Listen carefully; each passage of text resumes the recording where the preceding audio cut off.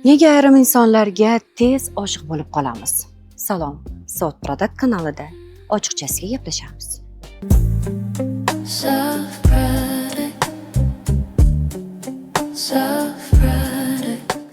Nega ba'zi bir insonlar bizga birinchi uchrashuvdanoq yoqib qoladi?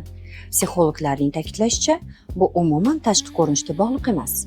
Inson miyasi juda ham tez ishlaydi va qarshisida turgan inson haqidagi tasavvurlarni tezda shakllantiradi.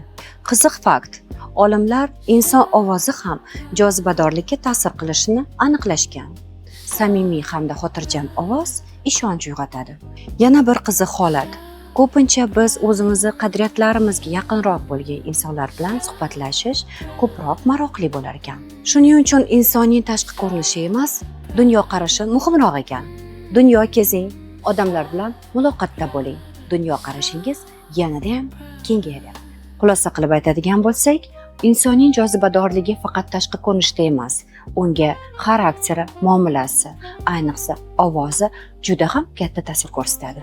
Sizga-chi qanday ovoz egalari yoqadi va ovoz jozibadorlikka ta'sir qiladimi, yo'qmi? Fikringizni yozib qoldiring. Soat bilan salomat bo'ling.